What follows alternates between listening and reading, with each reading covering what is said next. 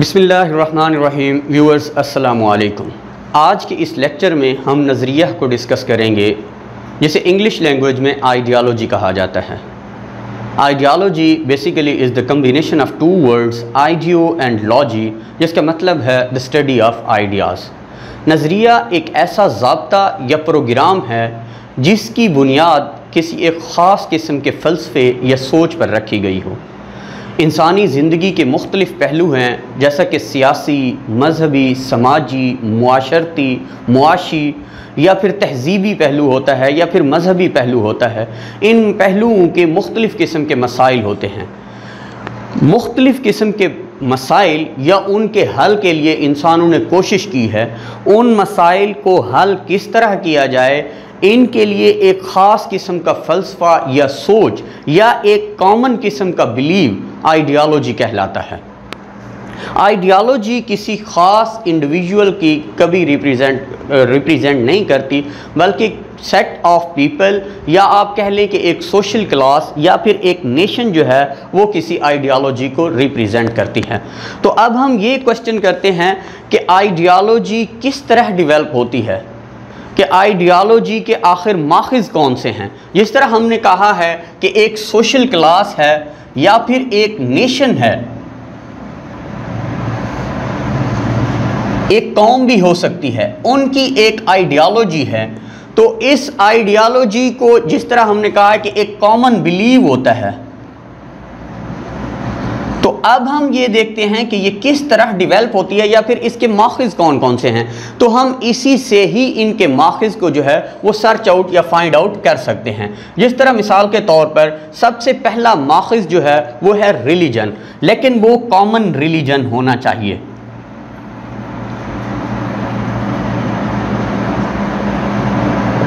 कुछ लोग रिलीजन को महज इबादत का नाम देते हैं, लेकिन ऐसा हरगिज़ नहीं है, क्योंकि इंसान के तमाम तर जो ज़िंदगी के पहलू हैं उसमें मज़हब जो है वो हर किस्म की रहनुमाई फराहम करता है। इसीलिए रिलीजन जो है वो आइडियालॉजी को डेवलप करने में भी हेल्प आउट करता है। अगर कॉमन रिलीजन हो तो बहुत ज़्यादा चांसेस हैं कि उन लोगों के दरमियान जिनके अंदर कॉमन रिलीजन है, तो उन लोगों के दरमियान जो है वो एक आइडियालॉजी डेवलप होती है। दूसरा इसमें आ जाता है, अगर कॉमन रेस है, एक ही किस्म की नस्ल के अंदर भी आइडियालॉजी डेवलप होती है, क्योंकि ये एक फितरी अमल है कि एक ही नस्ल के लोगों के दरमियान एक ख़ास किस्म की अटैचमेंट होती है और वही अटैचमेंट एक खूनी रिश्ते की तरफ ले जाती है और एक ख़ास किस्म की सोच, एक ख़ास किस्म के फ़लसफ़े की तरफ ले जाती है। इसी वजह से हम कह सकते हैं कि एक कॉमन रेस होने की वजह से आइडियालॉजी जो है वो डेवलप होती है। इसके साथ साथ अगर आप आपकी एक आइडियालॉजी है वो आप किसी के साथ शेयर करते हैं, तो उसके लिए आपको लैंग्वेज की ज़रूरत पड़ती है। तो अगर आपकी कॉमन लैंग्वेज है, आप एक दूसरे के साथ अपने नज़रियात, अपनी सोच, अपने फ़लसफ़े को डिस्कस करते हैं, शेयर करते हैं, तो उससे भी ये हो सकता है कि आपकी आइडियालॉजी जो है, जिन जिन लोगों की कॉमन लैंग्वेज है, या फिर आप ये भी कह सकते हैं कि रेजिडेंस, कॉमन रेजिडेंस है, कुछ लोग एक ही जगह पर रहते हैं, तो उनकी जो है आइडियालॉजी वो डेवलप हो जाती है। इसी तरह हम ये भी कह सकते हैं कि आपके कस्टम्स, अगर आपके कस्टम्स, रस्म व रिवाज एक ही तरह के हैं, तो आपकी आइडियालॉजी, तो ये कस्टम भी जो है वो एक माखज़ के तौर पर समझा जा सकता है। इसके साथ साथ आपके जो कस्टम के अलावा आपके जो एक ख़ास किस्म का पॉलिटिकल पर्पज़ होता है। जिस तरह बिफोर द पार्टीशन एक इंडिया में हिंदू और मुस्लिम दो कम्युनिटीज़ थी, दो कौमें थी, लेकिन उनका एक ख़ास किस्म का पॉलिटिकल पर्पस था, तो उनकी एक ही आइडियालॉजी थी। तो उस आइडियालॉजी को डेवलप करने के लिए हम ये कह सकते हैं कि एक ख़ास किस्म की जो आपका पॉलिटिकल पर्पस होता है उसकी वजह से भी आइडियालॉजी जो है वो डेवलप होती है। तो अब हम ये डिस्कस करते हैं कि ये माखज़ तो हैं, तो इसके सिग्निफिकेंस कौन कौन से हैं, इसकी इम्पॉर्टेंस क्या है, कि आखिर ये आइडियालॉजी किस तरह इंसान को, कौमों को या एक पर्टिकुलर किस्म की सोशल क्लास को जो है वो हेल्प आउट करती है। तो सबसे پہلا جو اس کی سگنیفیکنس ہے یا امپورٹنس ہے وہ یہ ہے کہ یہ قوموں کو جو ہے وہ پہچان فراہم کرتی ہے۔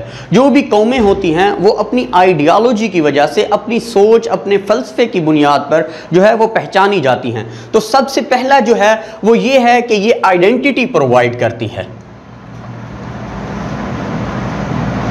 دوسری بات یہ کہ جب آپ کے اندر ایک آئیڈینٹی ڈیولپ ہوتی ہے، انسان جب پیدا ہوتا ہے تو ہر انسان کا ایک قسم کا ایک مقصد ہوتا ہے۔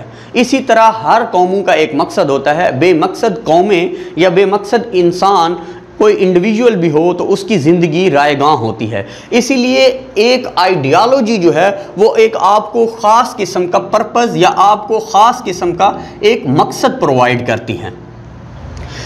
اس مقصد کو حاصل کرنے کے لیے وہ آپ کو موٹیویٹ کرتی ہے۔ اسی لیے ہم کہہ سکتے ہیں کہ اس کی سگنیفیکنس یا امپورٹنس میں یہ چیز بھی شامل ہے کہ یہ آپ کو جو ہے وہ آپ کے اندر یا قوموں کے اندر تحریک پیدا کرتی ہے۔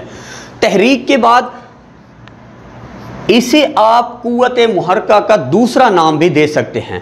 اب اس تحریک کے ذریعے آپ اپنا ایک پرپز حاصل کرنا چاہتے ہیں، آپ کے اندر تحریک بھی ہے، آپ کے سامنے ایک پرپز بھی ہے، قوموں کے سامنے پرپز ہوتا ہے، لیکن وہ قومیں اپنے پرپز کو حاصل کر لیتی ہیں جن کی ایک پرٹیکولر قسم کی آئیڈیالوجی ہوتی ہے، اور آئیڈیالوجی کے لیے ضروری ہے کہ ڈسپلن کو فالو کرنا ہوتا ہے۔ تو آئیڈیالوجی کی سگنیفیکنس میں یہ چیز بھی شامل ہے کہ یہ آپ کو ڈسپلن کر دیتی ہے، آپ کے اندر نظم و ضبط کو پیدا کر دیتی ہے۔ تو یہ بھی اس کی سگنیفیکنس میں شامل ہے۔ پانچویں بات یہ چیز ہے کہ آپ کے اندر اگر قوموں کے اندر یا سوشل کلاس کے اندر ایک خاص قسم کا نظم و ضبط ہے، اگر آپ اس کو لوز کر دیتے ہیں، آپ کے اندر تحریک لوز ہو جاتی ہے، تو دوسری قسم کی جو آئیڈیالوجی ہے وہ آپ کے اوپر ڈومیننٹ ہو جاتی ہے۔ مثال کے طور پر مختلف قسم کی آئیڈیالوجیز جو ہیں وہ آج کل ڈومیننٹ ہیں۔ مثلا معاشی اگر آئیڈیالوجی یا معاشی نظریے کو لیا جائے تو اس میں کیپیٹلزم جو ہے وہ آج کل ڈومیننٹ ہے۔ اسی طرح اگر ریلیجیس آئیڈیالوجی کو دیکھا جائے تو اس میں کرسچینٹی ہے، اگر سوشل آئیڈیالوجی کو دیکھا جائے تو اس میں انڈیویجولزم ہے۔ اسی طرح آپ پولیٹیکل آئیڈیالوجی کو دیکھ لیں تو اس میں آپ کو ڈیموکریسی جو ہے وہ جو ہے ڈومیننٹ آئیڈیالوجی ہے۔ تو اس طرح کی ڈومیننٹ آئیڈیالوجی جو ہے اگر آپ کے اندر تحریک ختم ہو جاتی ہے، آپ اپنی آئیڈیالوجی کو محرک نہیں رکھتے ہیں، تو دوسری جو آئیڈیالوجی ہے وہ اپنے اندر اس کو ضم کر لیتی ہے۔ تو اب یہ ہم نے دیکھ لیا کہ آئیڈیالوجی کس کو کہتے ہیں۔ آئیڈیالوجی کے بعد ہم نے دیکھا کہ اس کے ماخذ کون کون سے ہیں۔ اس میں یہ تھا کہ common belief, common religion, common race, common language, residency, common customs کی وجہ سے جو ہے یہ آئیڈیالوجی ڈیولپ ہوتی ہے۔ اس کے بعد ہم نے اس کی سگنیفیکنس کو دیکھا ہے کہ آپ کی سب سے پہلے تو یہ آئیڈینٹی پرووائڈ کرتی ہے، قوموں کی شناخت ان کے نظریوں سے ہوتی ہے، ان کی آئیڈیالوجیز سے ہوتی ہے۔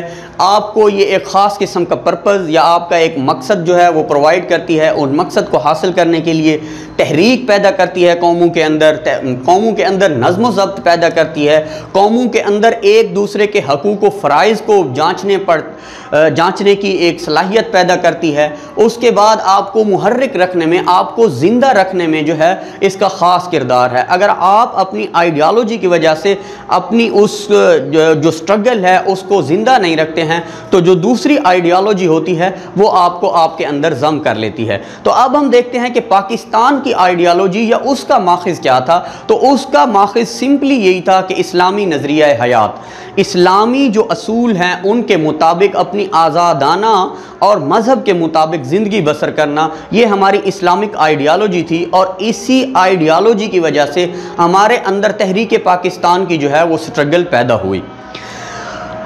انگریزوں کے چلے جانے کے بعد جب ہم یہ ہندوستان آزاد ہونے سے پہلے جب مسلمانوں کو یہ لگا، پرٹیکولرلی سر سید احمد خان، قائد اعظم محمد علی جناح یا پھر علامہ اقبال جو ایک گریٹ لیڈرز تھے، انہوں نے دیکھا کہ جب یہ انگریزوں کا راج ختم ہو رہا ہے تو اب انہوں نے کہا کہ ہندو جو لوگ ہیں وہ اب ہم پر ڈومیننٹ ہوں گے، تو یہ ایک جو ڈومیننسی ان کی ہوگی یہ ایک پرماننٹ قسم کی ہوگی، ان سے جو ہے وہ کوشش کر کے جان چھڑانی چاہیے۔ ایک الگ قسم کا نظریہ ہونا چاہیے، تو انہوں نے نظریہ ڈیولپ کیا جو کہ اسلامی نظریہ حیات تھا، کہ اسلامی قرآن و احادیث کی روشنی میں ایک ایسی زندگی ترتیب دی جائے گی جس کے مطابق ہم لوگ جو ہے وہ زندگی بسر کریں گے۔ یہی اس پاکستان کا ایک اسلامی نظریہ تھا، یا پاکستان کا جو نظریہ تھا اس کی اساس بھی اسلامی نظریہ حیات کو کہتے ہیں۔ تو اگلی جو ہمارا وہ لیکچر ہوگا اس میں ہم دیکھیں گے کہ دو قومی نظریہ کیا ہے، یا پھر نظریہ اور قائد کیا کہتے ہیں، نظریہ اور علامہ اقبال کیا کہتے ہیں، یا پھر نظریہ اور سر سید احمد خان کیا کہتے ہیں۔